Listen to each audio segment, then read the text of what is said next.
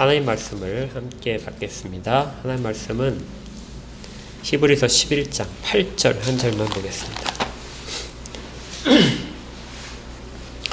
히브리서 11장 8절 말씀입니다.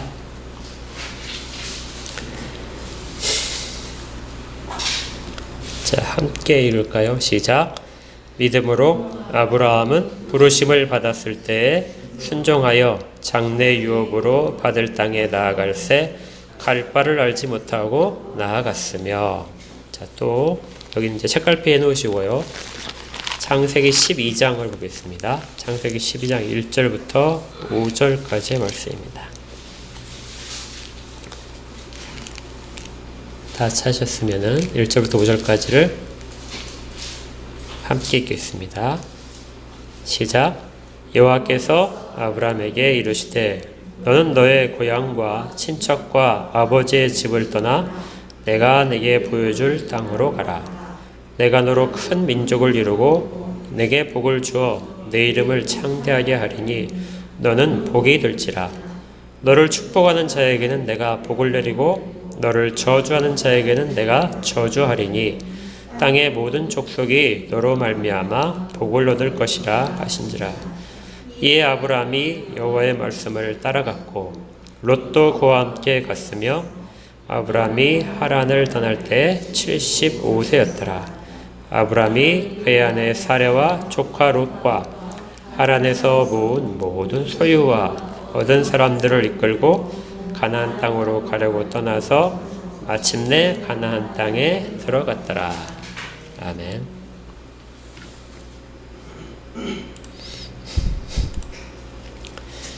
네, 이제 히브리서에서 믿음의 그 명예의 전당에 들어와 있는 그 조상들을 쭉 하는데요. 네 번째 인물입니다. 첫 번째가 누구였었죠? 첫 번째가 아벨이었죠. 두 번째는 에녹, 세 번째는 노아, 이제 아브라함이 네 번째입니다. 이 히브리서에서 다른 성경에서도 마찬가지지만요. 히브리서에서 아브라함은 다른 구약의 어떤 인물보다도 더 훨씬 중요하게 이야기가 됩니다. 물론 이 아브라함을 기록하고 있는 구절 절수가 훨씬 많아요. 그렇죠? 그 다음에 또 더 중요한 게 있는데 이 아브라함에 관련돼서 믿음으로 이렇게 우리가 지금 시작되고 있는데요. 믿음으로 된 부분이 아브라함에게 몇 번째 사용됐냐면 3번이 사용됩니다. 그러니까 다른 사람들에게는 한 번만 사용될 표현이 아브라함에게는 3번만 사용되는 거예요. 그리고 아브라함에만 그치는 것이 아니라 그의 아내 사라에서도 믿음으로 해서 한 번 사용됩니다. 그러니까 이 아브라함과 사라를 통해서 그들이 얼마나 믿음의 사람이었는가 하는 것을 히브리서는 중점적으로 이야기를 하는 거예요. 히브리서가 이렇게 말을 하지 않더라도 그 성경에서 아브라함은 마태복음의 시작에서도 아브라함과 다윗의 자손 예수 그리스도의 족보다 이렇게 되어 있죠. 그러니까 아브라함과 다윗이 구약을 대표하는 예수 그리스도로 옮겨가는 모든 과정에서의 가장 대표적인 인물들인데 그 중에서도 아브라함에 대해서 히브리서는 훨씬 더 강조를 한단 말입니다. 다윗은 그냥 뭐 삼손, 입다 이런 사람과 그냥 같이 그냥 흘러가면서 지나갈 정도예요. 그러니까 히브리서에서만큼은 아브라함이 매우 중요하다. 이 부분을 우리가 잘 간직하고 있어야 됩니다. 그렇다면 아브라함이 왜 그렇게 믿음을 이야기할 때 중요할까요? 구약의 사람들, 이 히브리서를 읽는 독자들이 유대인들이었을 테니까 구약의 인물 가운데 이스라엘의 조상이다 하는 사람은 아브라함입니다. 아브라함으로부터 이스라엘이 시작됐죠. 그 이전까지 아브라함 이전까지 아브라함의 아버지가 데라인데 데라까지는 사실은 모든 다른 족속들에 속해 있는 역사가 돼요. 그래서 창세기 11장까지는 이스라엘의 역사가 아니라 공통적인 역사, 그래서 원 역사 이렇게 말씀드렸잖아요. 아브라함부터 이제 이스라엘의 역사가 시작됩니다. 그때부터가 이스라엘의 시작이기 때문에 아브라함은 매우 중요하게 되겠죠. 그럼 이스라엘의 출발이 어디 있느냐? 바로 믿음에 있다는 거예요. 이스라엘 자체가 믿음을 떠나서는 존재할 수 없는 민족이다. 처음부터 끝까지 믿음으로 대표되어야 될 민족이다 하는 것이죠. 그런데 이스라엘 민족뿐만이 아니라 신약시대의 새 이스라엘, 새로운 이스라엘인 우리들 가운데서도 아브라함은 여전히 중요합니다. 왜냐하면 그는 믿음을 통해서 새로운 하나님의 백성들을 만들어냈기 때문이죠.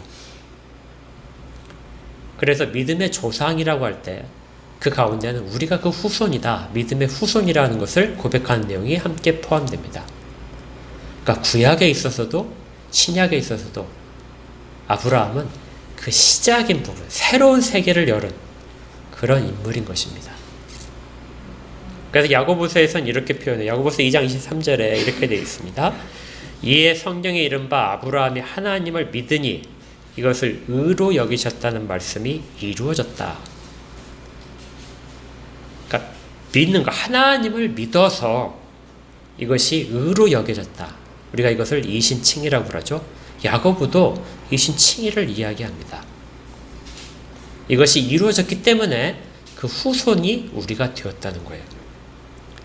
그리고 그 뒤에 이렇게 말합니다. 그는 하나님의 벗이라 칭함을 받았다. 하나님의 친구다. 그러니까 이만한 칭호를 받은 사람들이 없는 것이죠. 그러니까 그만큼 아브라함에 대해서 그 믿음을 높이 사고 있는 것입니다. 근데 히브리서에서는 그 믿음에 대해서 3번이나 믿음으로 아브라함은, 아니면 아브라함은 믿음으로, 이런 식으로 해서 이야기를 하는데요. 그 내용을 잘 보게 되면 땅과 자손, 씨라고 이야기 되는 땅과 자손에 대한 약속을 믿었다고 되어 있습니다. 자, 다시 한번 보면 아브라함의 믿음은 무엇을 대상으로 하고 있어요? 땅과 자손. 그래서 구약을 읽으실 때 땅과 자손에 대한 것을 생각하시면서 구약을 읽으면 메시지가 아주 뚜렷하게 많이 들어옵니다. 구약의 많은 제도들도 이것과 연관이 되어 있어요. 하다못해 희년도 이 땅과 자손에 대한 이야기가 얽혀 있고요. 형이 죽으면 그 동생이 형수를 취해서 자손을 계속해서 형의 자손을 남기는 것도 마찬가지로 땅과 자손에 관련된 이야기에 들어 있습니다. 그것이 누구로부터 시작됐냐면 아브라함으로부터 시작되는 것이죠. 아브라함은 약속의 땅과 약속의 자손을 믿고 그 길을 갔던 사람입니다. 그래서 다시 한번 말씀드리지만 이스라엘은 믿음으로 탄생된 민족입니다. 자, 이제 오늘 우리는 히브리서에서 이 내용을 조금 더 살펴볼 텐데요. 8절을 한번 보시면 8절과 9절은 땅에 대한 약속을 아브라함이 어떻게 믿음으로 반응을 했는가 하는 부분입니다. 그래서 2번 믿음으로가 사용이 돼요. 그 다음에 11절에 사라에 대해서 믿음으로 이렇게 됩니다. 그리고 17절에 자손에 대한 것이 이제 아브라함이 나오는데 아브라함이 이삭을 드린 장면에서 믿음으로 이렇게 돼요. 그러니까 땅과 자손을 하나님이 약속하시고 거기에 대한 것을 아브라함이 믿음으로 반응을 했다. 이 내용이 히브리서에서의 주 내용이 되는 것이죠. 아브라함을 이야기하는 믿음에서. 이 내용이 매우 중요하고 또 아브라함에 대해서 우리가 약간 오해하는 부분도 있기 때문에 좀 더 자세히 다루려고 합니다. 그래서 오늘 8절만 먼저 다룰 것이고요. 그 다음에 다음 주부터 해서 약 3번 정도 더 해서 아브라함의 믿음을 살펴볼 것입니다. 여러분들이 그동안 갖고 계셨던 구약에 대한 지식도 다시 한번 그 점검을 하시고요. 혹시 오해하는 부분이 있다면 그 부분도 바로 잡기를 바랍니다. 이제 8절로 다시 한번 가볼게요. 8절을 보시면 8절은 세 부분으로 되어 있습니다. 첫 번째, 믿음으로 아브라함은 시작돼서 부르심을 받을 때가 있었다. 아브라함이 어떤 상황에서 부르심을 받았는가? 그 부르심을 받은 상황과 장소와 때를 우리가 살펴봐야 되고요. 그 다음에 그 부르심을 받았을 때 아브라함의 반응이 순종을 했다.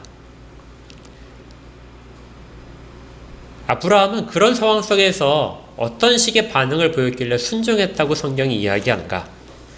그 다음에 아브라함에게 있어서는 세 번째, 장래 유업을 받을 땅에 나아갈 때 갈 바를 알지 못하고 나아갔다. 갈 바를 알지 못하고 나아갔다는 것이 무슨 뜻인가? 왜 그것들을 다 믿음에 의해서밖에 할 수 없었는가 하는 부분에 대한 이야기를 세 가지를 오늘 살펴볼 것입니다. 잘 따라오셔야 돼요. 첫 번째, 아브라함이 부르심을 받았을 때 이 부분에 아브라함이 어떤 상황인지를 한번 살펴보겠습니다. 이 부르심을 받았다 하는 말이요. 단순히 하나님께서 아브라함에게 말씀을 하셨다 이렇게 표현될 수도 있는데, 부르심을 받았다는 표현은 성경에서 하나님과 관련되어서 생각할 때는 항상 사명과 관련이 있습니다. 하나님이 어떤 사람을 부르셨다, 이 이야기는요, 사명이라고요.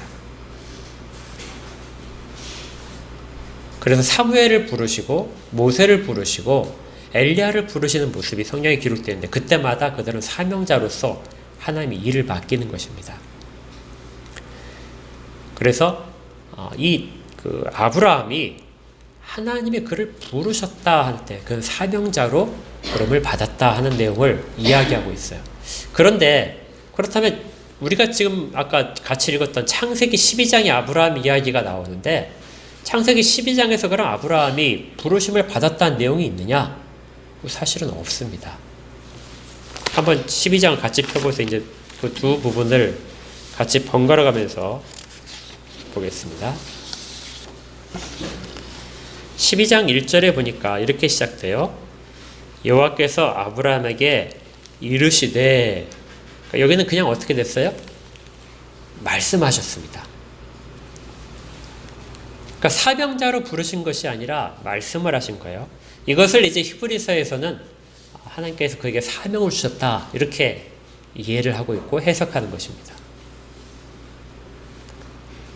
이 부분이 약간 달라요. 하나님께서 그냥 말씀하신 것이 있고, 그 다음에 어떤 특별한 하나님의 일들을 맡기시는 부분이 있는데, 창세기에서는 그 부분을 그냥 말씀하셨다 이렇게 했는데, 히브리서에서는 사명을 주셨다. 그러니까 창세기에서는 이 아브라함에게 하나님 말씀하신 것이 사명과 관련이 있다 하는 부분을 밝히지 않았지만 그 부분일 것이라 이렇게 봅니다. 어찌 보게 되면 하나님이 이전에 아브라함에게 한 번 더 말씀하셨을 수 있어요. 부르셨다는 표현을 일부러 쓰지 않았다는 것은 하나님이 이전에 아브라함에게 말씀하셨을 수도 있다는 것입니다. 자, 그렇다면 이제 어떤 것과 우리가 연관해서 또 자세히 살펴볼 거냐면요. 그럼 아브라함이 언제 하나님으로부터 사명을 받았는가? 너의 고향을 떠나고 친척과 아버지를 떠나서 내가 네게 보여줄 땅으로 가라. 내가 너로 큰 민족을 이루겠다. 이런 그 약속과 사명을 언제 받았을까 하는 것이죠. 자, 이 부분이 우리가 오늘 설교에서 첫 번째로 주의 깊게 살펴봐야 될 부분입니다. 자, 앞에 이 아브라함의 이야기가 시작되는 것이 11장에 29절부터 이제 나오기 시작하는데요. 아브라함은 데라의 자식입니다.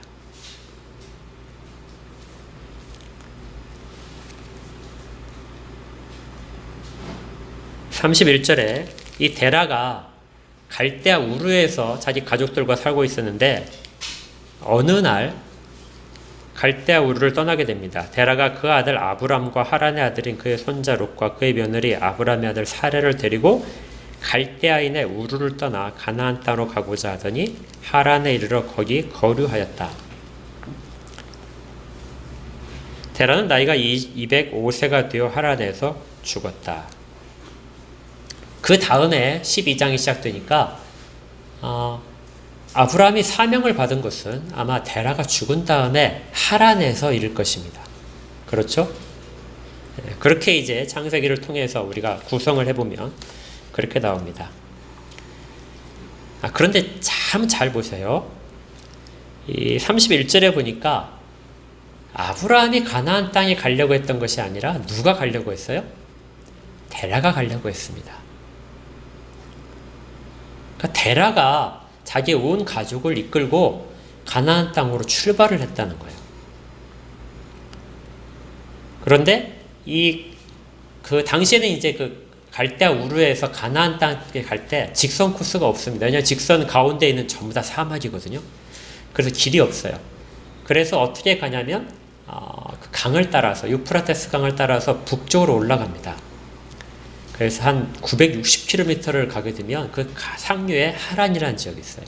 그 하란까지 갔다가 거기에서 다시 그 남서쪽으로 방향을 틀어서 내려옵니다. 역시 강을 따라서 내려와요. 요단강을 따라서 쭉 내려오는데 그 길이 한 670km 된다고 해요. 그러니까 그 길을 이렇게 거쳐서 가야 됩니다. 직선으로 가지 못하고.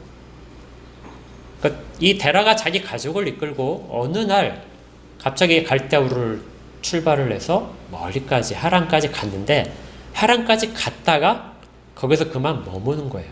더 이상 가나안으로 가지 않고 머물다가 뭐 학자들에 따라서는 약 3년에서 한 20년 정도 머물렀다 이렇게 추측을 합니다. 거기서 뭐 크게 산업도 일으키고 소득도 많이 얻었을 거라고. 왜냐면 12장 5절에 그곳에서 소유가 많아졌다고 되어 있거든요. 그러니까 그 하란에서 머물다가 그만 가나안으로 가지 못하고 데라가 죽게 됩니다. 그러자 이제 아브라함이 아버지의 유업을 받아서 이어서 이제 갔다는 것이죠. 그 성경은 그렇게도 이해를 할 수 있습니다. 데라가 죽고 나서 아브라함이 사명을 받으니까 데라가 먼저 사명을 받았고 그것을 다 이행하지 못하자 자식에게 그 사명이 되었다. 실제로 이 구절은 많은 사람들이 그렇게 또 이해를 해요.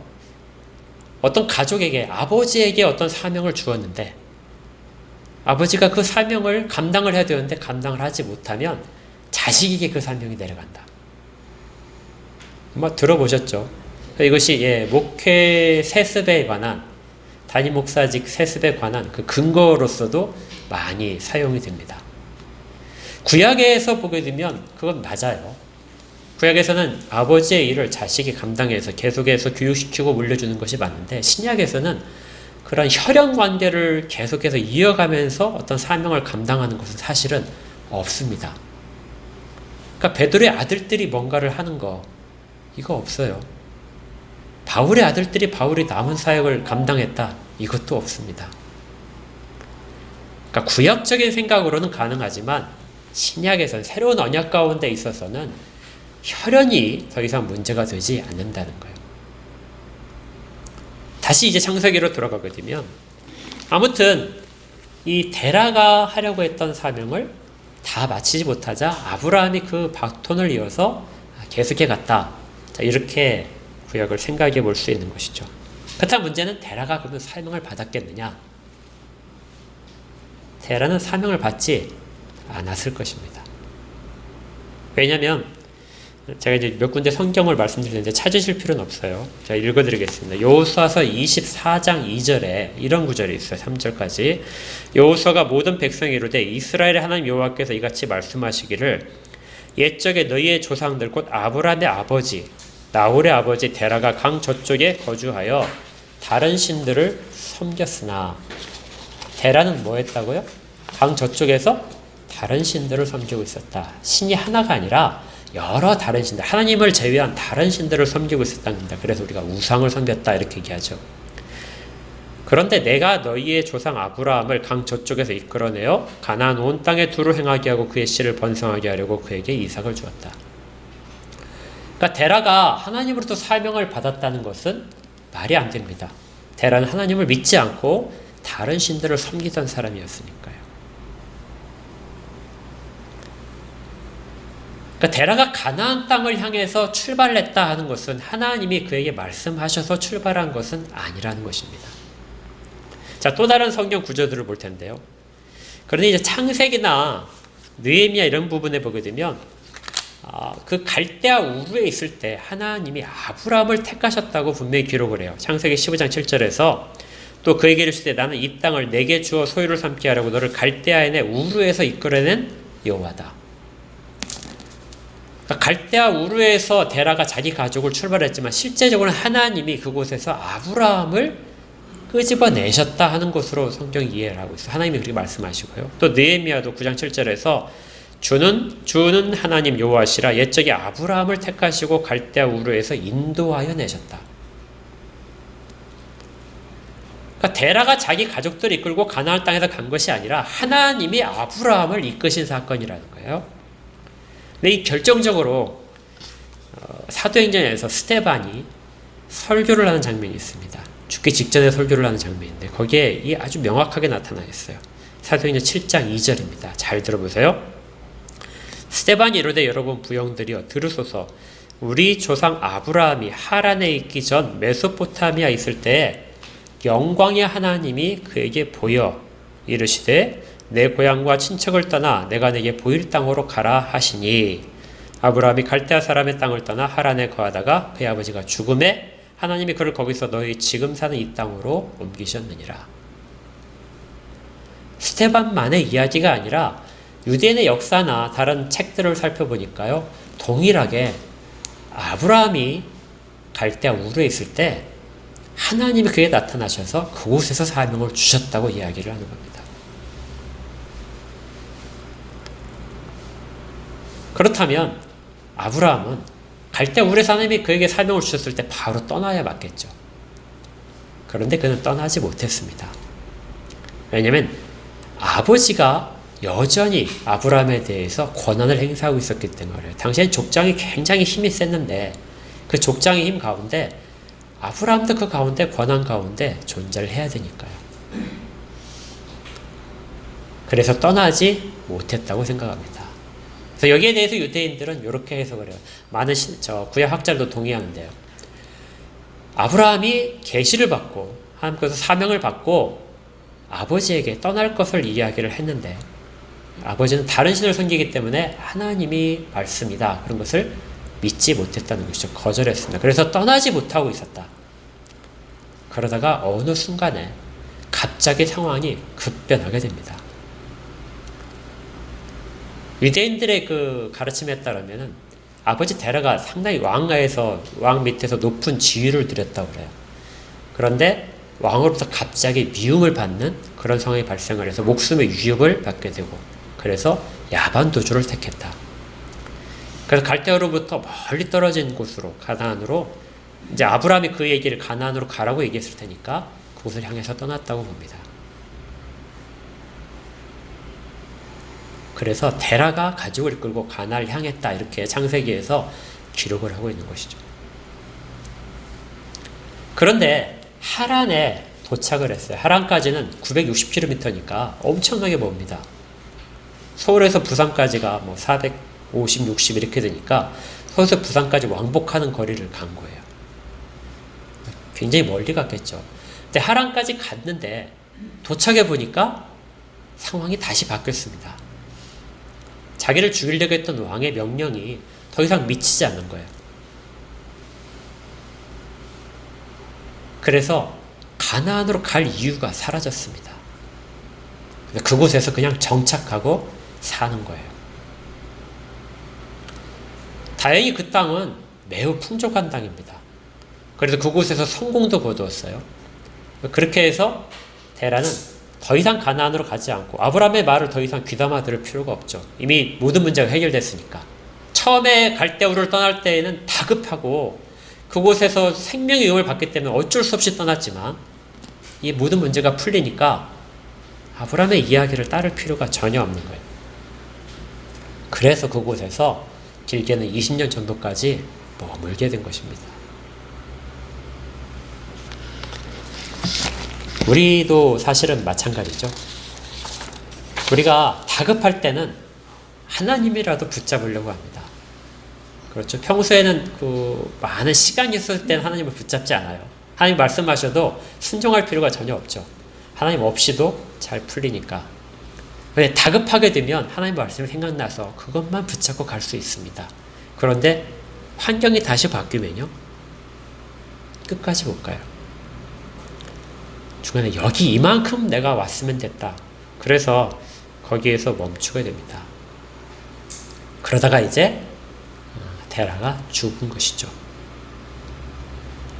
그래서 12장 1절에 있는 하나님이 말씀하셨다 이 부분은 아마 아브라함에게 두 번째 다시 사명을 주신 것이 맞을 것입니다. 데라가 죽자 하나님께서 아브라함에 다시 말씀하십니다. 너는 고향과 친척과 아버지의 집을 떠나서 내가 내게 보여줄 땅으로 가라. 자, 역사가 참 묘하죠. 하나님은 아브라함을 결국 처음부터 가나안 땅으로 가게 만드실 계획을 가시고 그렇게 이끄셨습니다. 그런데 사람의 입장에서, 아브라함의 입장에서는 순종하지 못하고 그 일이 실행되지 못할 것 같이 되는데, 하나님께서는 환경을 바꾸셔서, 환경을 사용하셔서 억지로 그곳을 떠나게 하셔서 하나님의 일에 동참케 하십니다.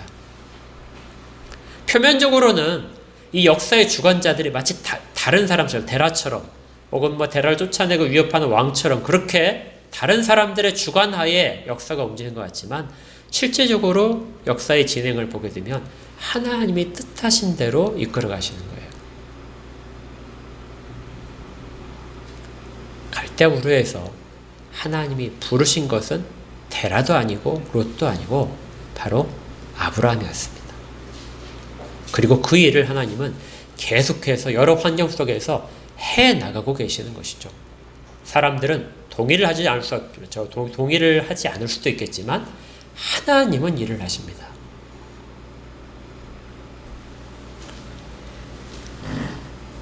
자, 이렇게 해서 하나님은 하란에서 아브라함을 두 번째 부르신 것 같아요. 자, 이런 환경 속에서 이제 아브라함이 떠날 때가 되었습니다. 이전에 노아는 하나님이 이렇게 명령하셨어요. 그를 수많은 사람들이 조롱하고 멸시하는 가운데서 100년 정도를 놓아두셨습니다. 그곳을 떠나면 좋겠는데, 노아도 한쪽 구해가서 다른 사람을 떠나면 좋겠는데 그렇게 하지 못하고 계속해서 의를 전파하도록, 그러면서도 방주를 짓도록 그렇게 놓아두셨어요. 경건하지 못한 자들 가운데서 어떤 사람들은 사명을 가지고 그 속에서 살아야 됩니다. 그런데 어떤 사람은 그곳에서 빠져나와서 새로운 길에서 새로 시작을 해야 됩니다. 우리 각자가 어디에 해당하는지는 몰라요. 하나님이 각자에게 주시는 뜻이 무엇인지가 다르기 때문에. 그러니까 어느 한쪽만이 하나님의 뜻이다 이렇게 주장할 수 없습니다. 그게 노아와 아브라함의 이야기가 우리에게 전해주는 것이죠. 자, 이렇게 이제 아브라함은 하나님의 말씀을 받고 이동을 하기 시작합니다. 이것을 순종했다 이렇게 말하네요. 자, 근데 순종했다는 단어가, 아브라함에 대해서 이제 순종이라는 단어가 항상 따라 나오게 되는데, 창세기를 보시면은 아브라함이 하란을 떠날 때 순종했다는 단어를 쓰지 않아요. 그냥 그는 나갔다 이렇게만 되어 있습니다. 근데 단어에 좀 인색해요, 창세기가. 순종했다는 단어는 언제 쓰냐면 아브라함이 이삭을 바칠 때 하나님이 지시하신 대로 준행했다 이렇게 되어 있습니다. 그리고 한 번 더 쓰이는데, 아브라함의 인생을 이제 하나님이 이삭에게 정리해 주면서 그는 나의 말씀에 순종했다 이렇게 이제 하게 돼요. 근데 떠난 장면에서는 정작 순종이란 단어가 없는 것입니다. 인생 전체를 보게 되면 순종인데 이 떠난 장면 자체는 순종을 쓰지 않았다는 것이죠. 왜 그랬을까? 분명히 그곳을 떠나는 것이 정말 큰 결심이었을 텐데. 하란 아까 말씀드렸잖아요. 풍부한 곳이 그곳에서 많은 걸 거둔 곳입니다. 거기엔 친척들도 있어요. 같이 갈대우를 떠나왔으니까. 이제는 다 만족된 상황입니다. 그런데 그때 그곳을 다시 버리고 다시 출발하는 거예요. 가나안 땅은 아무도 간 적이 없습니다. 그렇죠? 아브라함도 그의 아버지도 조카인 롯도 아무도 가나안 땅에서 아무것도 몰라요. 그곳이 어떤 기후인지, 누가 살고 있는지 전혀 모르는 상태에서 출발을 하는 것입니다.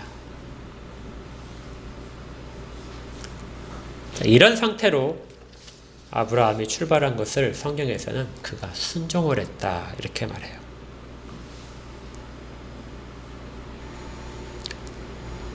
이 순종했다는 부분을 조금 더 자세히 한번 그럼 살펴보겠습니다. 얼마나 그가 순종을 했는지 살펴볼 텐데요. 5절을 한번 잠깐 보세요. 아브라함이 그의 아내 사레와 조카 롯과 하란에서 모은 모든 소유와 얻은 사람들 이끌고 가나안 땅으로 가려고 떠나서 마침내 가나안 땅에 들어갔다. 자, 하나님이 아브라함에게 주신 사명이 무엇이었죠? 다시 한번 볼까요?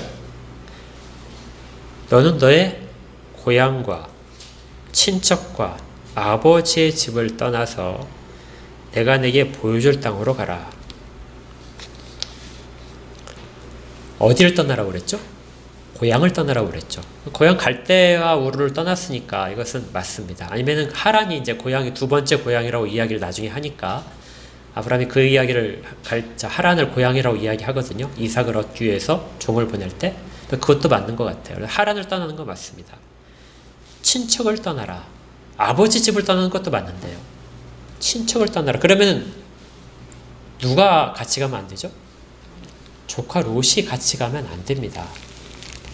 이 연대기를 쭉 보게 되면 롯과 아브라함은 나이 차이가 얼마 안 났을 거라고 생각을 해요. 그러니까 롯이 아브라함의 상당한 위로가 되고 힘이 되었습니다. 롯이 따라붙었다 이렇게 이야기하겠지만 아브라함도 위로가 됐을 거예요. 롯의 종들도 꽤 많았으니까. 그래서 둘이 같이 가게 되면 훨씬 더 가는 것이 수월할 것이다. 그러니까 아브라함의 믿음이라고 하는 것은 사실은 평가는 그렇게 받지만 실질적으로는 완전하지는 않습니다. 그는 늘 약간의 불안한 모습들을 계속 보여요. 언제까지 보이냐면 이삭을 바칠 때까지. 그래서 그는 불완전한 순종으로 나아간 것이죠. 조카 롯은 이때 아브라함이 같이 나감으로 인해서 아브라함의 그 가는 길에서 상당한 장애를 가져옵니다. 계속해서 아브라함의 길에 충돌을 일으키고 결국 나중에 롯의 자손과 아브라함의 자손이 전쟁을 일으키기도 하는 거예요. 그러니까 하나님은 그곳을 떠나서 아브라함에게 너 혼자 가라 이렇게 말씀하셨는데 아브라함은 조카를 데리고 출발하는 거. 이 부족한 믿음. 근데 이 부족한 믿음을 하나님 뭐라고 하신다고요? 그가 믿음으로 순종했다 하신다고요. 그러니까 얼마나 믿음이라고 하는 것이 그 아브라함조차도 불완전한 믿음을 가졌는데 그걸 하나님 받아주신다면 우리의 믿음은 훨씬 더 연약하죠. 그것도 하나님 뭐라고 하신다고요? 너의 믿음도 내가 인정해 줄게. 그 약한 것도 내가 다 믿음으로 인정해 줄게. 이렇게 말씀을 하신다는 것입니다. 그러니까 아브라함이 믿음의 조상이다 하는 부분에서 우리는 이런 위로를 또 받을 수 있어요. 그 다음에 히브리서에서 세 번째로 있는 것이 무엇이냐면요. 갈 바를 알지 못하고 나아갔다. 자, 이것이 오늘 설교의 가장 핵심 부분이 될 것입니다. 갈 바를 알지 못하고 나아갔다. 이 부분을 이제 우리가 얼핏 살펴보게 되면 이런 생각을 하게 돼요. 아, 하나님이 아브라함에게 어디로 가라는지 말씀을 하지 않으셨는데 아브라함은 그냥 나갔구나. 창세기에서 12장 5절에 보게 되면 아브라함이 나갔다 하는 부분이 두 번이나 써 있어요. 그러니까 목적지가 중요한 것이 아니라 하란에서 나간 것이 중요한 것처럼 그렇게 되어 있습니다. 그래서 갈 바를 알지 못하고 나갔다 하는 부분에 대해서 목적지를 모르고 하나님이 그냥 너는 여기서 나가라 그러니까 나가서 순종하고 나갔다. 그래서 우리도 이렇게 하나님이 어느 지방을 떠나라 할 때 목적지를 보여주지 않더라도 그냥 떠나는 것이 믿음이다. 이렇게 이야기할 수 있다고 이렇게 보는데 다시 한번 앞으로 돌아가세요. 아브라함이 어디로 갈지를 몰랐을까요? 앞에 부분에 데라가 어디로 가려고 했죠? 가나안으로 가려고 했습니다. 그것은 누구를 통해서 받은 계시냐면 아브라함을 통해서 받은 것이죠. 그러니까 아브라함은 처음부터 하란을 떠날 때부터 목적지가 어딘지 알고 있었어요. 가나안이 목적지였습니다. 그런데 성경은 그가 갈 바를 알지 못하고 갔다 이렇게 말을 하고 있어요. 그러면 갈 바를 알지 못하다는 것은 목적지가 문제가 아니라는 것입니다. 자, 이걸 이제 잘 보여주는 것이 가나안에 들어가서 아브라함이 한 일들입니다. 한번 12장 창세기를 가지고 한번 자세히 살펴볼게요. 자, 장래 기업으로 받을 땅으로 가나안 땅에서 출발을 해서 한 몇 달 걸렸을 한 2달쯤 걸렸을 겁니다. 그렇게 출발을 해서 드디어 가나안 땅에 들어가게 돼요. 5절에 가나안 땅으로 가려고 떠나서 마침내 가나안 땅에 들어갔다. 그러니까 목적지가 가나안 땅에 처음부터 있었다는 걸 알 수 있어요. 그런데 아브라함이 그 땅을 들어갔는데, 가나안 땅에 들어가는데 아마 그 중간쯤에 아담이라는 곳이 있어, 요단강에서. 그것을 건너서 당시에 사람들이 다니던 길이 있는데 거기로 간 것 같아요. 그런데 그 땅은, 그 지역은 황폐한 곳입니다. 요단강 근처에 있지만 그 근처를 조금 제외하고는 나머지는 다 사막이에요. 별로 환경이 좋지 않습니다. 그래서 아브라함이 더 진행을 했어요. 어디까지 진행을 하냐면 세겜으로 진행을 했습니다. 세겜은 들어보셨죠? 여호수아가 나중에 백성들을 모아서 그리심산과 에발산 사이에 있는 세겜에서 하나님의 언약을 다시 한번 선포한 곳입니다. 그곳에 도착을 하자 거기서부터는 이제 목초지가 있어요. 땅이 푸르릅니다. 아브라함이 여기겠구나 생각을 했을 거예요. 근데 더 확실한 건 하나님이 세겜에 도착했을 때 하나님이 다시 나타나셨어요. 이전까지는 하나님이 나타나지 않았다가 떠나라 하고 말씀하시고 나타나지 않았다가 세겜에 도착하자 하나님이 나타나셨습니다. 7절에 여호와께서 아브라함에게 나타나 이르시되 내가 이 땅을 너의 자손에게 주리라 하신지라. 그러니까 이 땅을 너의 자손에게 줄 것이다. 그러자 아브라함이 거기서 여호와의 이름을 불렀습니다. 제단을 쌓고 예배를 드린 것이죠. 이제 이곳을 중심으로 해서 살면 되겠다 하고 생각을 했을 텐데요. 근데 그 다음에 8절에 보니까 거기서 베델 동쪽 산으로 옮겨갔습니다. 그러니까 그 땅은 괜찮은데 그 땅에 머물지 못했어요. 이유는 6절 끝에 보니까 그 땅에 누가 살고 있었냐면 가나안 사람이 살고 있었습니다. 그러니까 가나안 사람이 중요한 좋은 땅을 다 차지하기 때문에 아브라함이 들어가서 거기서 머물 수가 없었어요. 그래서 그는 그 땅을 버리고 남쪽으로 내려갑니다. 이스라엘의 기후는 남쪽으로 내려갈수록 척박해져요. 사막에 가까워집니다. 좋은 땅으로 또 밀려나는 거예요. 북쪽으로 올라가면 훨씬 더 좋은 땅인데 북쪽으로 올라가지 못합니다. 왜냐하면 그 땅 자체가 이미 다른 민족들이 차지하고 있으니까. 그래서 밑으로 조금씩 쫓겨 내려옵니다. 8절에 베델 동쪽 산으로 왔습니다. 서쪽은 베델이 동쪽은 아이라. 그가 그곳에서 여호와께 제단을 쌓고 여호와의 이름을 불렀다. 그곳에서도 아마 하나님께 나타나셔서 이 땅도 너의 자손에게 주겠다 하셨을 거예요. 그런데 그 땅도 머물질 못했습니다. 점점 남방으로 옮겨갔더라. 계속해서 척박한 쪽으로 밀려나고 있었어요. 그러니까 아브라함의 입장에서 보게 되면 하나님이 가나안 땅으로 가라고 하셔서 거기서 큰 민족을 이루겠다고 하셨는데 가나안 땅으로 가니까 정말 좋은 땅에는 발을 이렇게 들이밀 만한 그런 공간이 전혀 없고 자기의 힘이 없는 겁니다. 그래서 조금씩 여기는 아니겠죠? 하면서 당해서 여기겠죠? 하고 가게 되면 거기서도 밀려나고. 어떤 사람들은 이것을 땅밟기다. 나중에 자손들이 얻을 땅을 아브라함이 쭉 다 겪은 것이다. 이렇게 생각하는데 그렇진 않고 현실적으로 힘이 약해서입니다. 계속해서 밀려나요. 그래서 사막에 가까운 그런 광야에 가까운 지역으로 밀려나게 되는데 그때 가뭄이 듭니다. 그러니까 물이 부족한 땅에 가뭄까지 들으니 아브라함이 견딜 수가 없는 거죠. 그래서 애굽으로 내려간 거죠. 애굽으로 내려갔다가 아브라함이 결정적인 실수를 하나 합니다. 아브라함이 얼마나 부족한 사람인지 알 수 있죠. 그는 자기 아내를 자기 누이라고 속이자.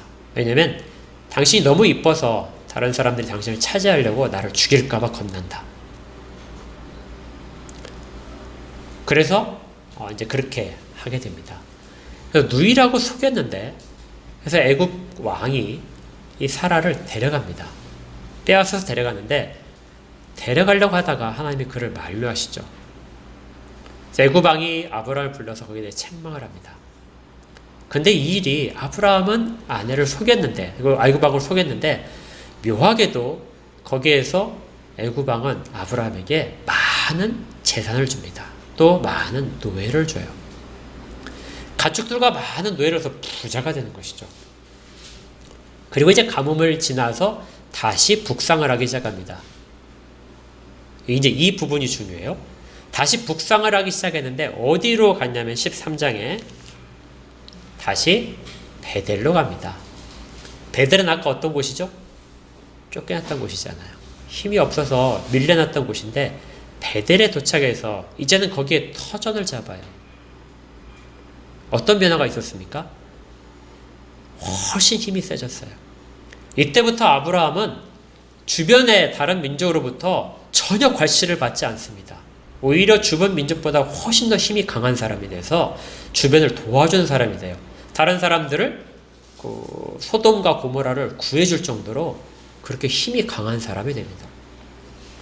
그러니까 베델에 도착을 하고 보니까 이제는 거기만 하더라도 충분했는데 이제는 도착해서 보니까 롯과 자신의 가축들을 다 수용할 만큼의 공간이 되지 못해요. 베델이. 그래서 아브라함이 롯에게 우리 갈라서자 하고 이야기를 합니다. 그래서 롯은 선택을 한 것이 더 넓은 평야시대를 선택을 해서 요단강 건너를 선택을 하게 되고 아브라함은 남쪽으로 택해서 아래쪽으로 내려오게 됩니다. 그 아브라함이 얼마나 복을 받았는지 알겠죠. 그런데 이 장면에서 정말 아주 중요한 장면이 나옵니다. 13장에 보세요. 13장 14절을 보시면 13장 14절과 15절을 같이 읽겠습니다. 시작. 롯이 아브라함을 떠난 후에 여호와께서 아브라함에게 이르시되 너는 눈을 들어 너 있는 곳에서 북쪽과 남쪽 그리고 동쪽과 서쪽을 바라보라. 보이는 땅을 내가 너와 네 자손에게 주리니 영원히 이르리라. 자, 여기에 핵심 단어가 뭐냐면요. 뭘 것 같습니까? 예, 보이는 곳이에요. 하나님이 아까 처음에 아브라함을 하란으로부터 떠나게 하실 때 아니면 갈대아우르에서 떠나게 하실 때 하나님께서 말씀하신 것이 뭐였었죠? 내가 너에게 보여줄 땅으로 가라. 그러니까 가나안 땅이 목적지는 맞는데요. 가나안 땅이 아브라함이 볼 때까지 하나님이 주신 약속이 성취되지 못한 것입니다. 그거 잘 보시면은 내가 너에게 보여줄 땅으로 가라. 그러면 그 땅을 누구에게 준다고요?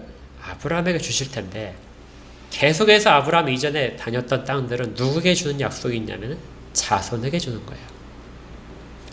그러니까 그곳은 네가 아니라 너의 자손에게 줄 땅이야. 그래서 아브라함은 그곳에 전혀 머물 수도 없었고 힘도 없었고요. 그런데 처음으로 아브라함이 너에게 주는 땅이다 하는 그런 터전을 잡은 것이 바로 누가 떠났을 때요? 롯이 떠났을 때. 그러니까 하나님이 처음에 너 출발할 때 다 버리고 가.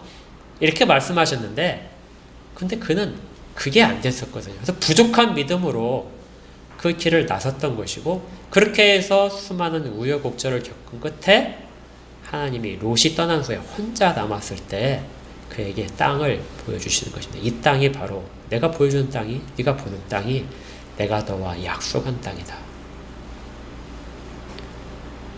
이때가 하나님의 언약이 성취된 때입니다.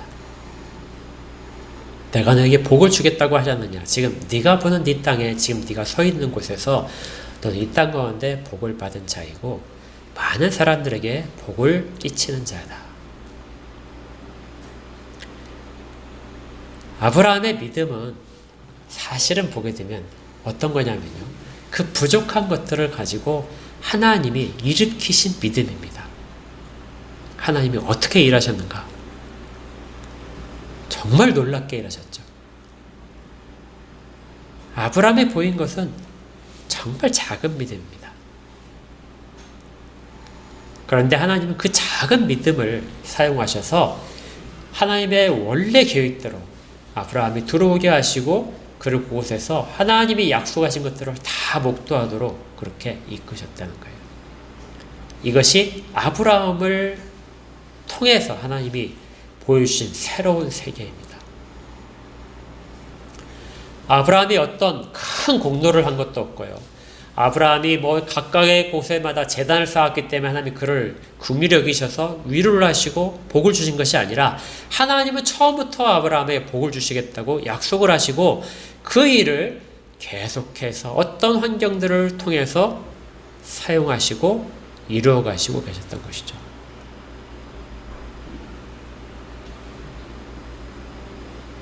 새로운 세계를 열은 것은 하나님이시고 그 통로가 된 것은 아브라함이 하란을 하나님의 지시를 받고 떠난 것입니다. 우리에게 이 일들이 보여주는 것은요, 사실은 우리가 아브라함 같은 믿음을 가지기도 힘듭니다. 훨씬 더 열악하겠죠. 약하겠죠. 그렇지만 하나님은 그 일을 통해서 그 작은 믿음을 가지고도 순종하는 그 작은 부분을 가지고도 하나님은 하나님의 큰 일들을 하실 수 있다는 것입니다. 그렇게 또 하실 것입니다. 계속해서 우리에게 필요한 건 뭐죠? 아브라함이 갈 바를 모르고 계속해서 가는 것처럼 하나님이 보여주실 때까지 약속 장소에 들어왔지만 하나님이 보여주실 때까지 계속해서 그 길에서 방황을 하는 것입니다. 하지만 방황을 하더라도 하나님이 붙들어 주십니다. 우리가 이런 하나님의 은혜를 받고 산다는 것을 믿으십시오. 그러면 우리도 보게 될 것입니다. 하나님이 일하시고 하나님의 큰 뜻이 어디에 있는지를. 오늘 우리는 아브라함의 첫 번째 믿음으로에 대한 이야기를 했습니다. 우리 각자가 이제 마음속에 적용할 수 있는 부분이 따로 있겠죠. 상황 속에서 상황이 다르더라도 그 상황 속에서도 하나님의 뜻을 분별할 수 있고, 그리고 우리가 어떤 결단을 해야 될 부분이 있을 때 결단을 해야 된다는 것. 그리고 그 결단의 과정에서 수많은 우여곡절이 겪을지라도 하나님께서는 우리를 여전히 붙들고 계시고 하나님의 뜻을, 약속을 이루어 가신다는 것. 이것을 확신하고 가는 것이 바로 믿음입니다. 그러면 하나님은 우리에게 대해서 네가 믿음으로 순종했다, 이렇게 말씀하실 것입니다. 그런 하나님의 은혜를 받는, 체험하고 확신하는 우리 모두가 되기를 우리 주 예수 그리스도의 이름으로 축복합니다. 함께 기도하겠습니다.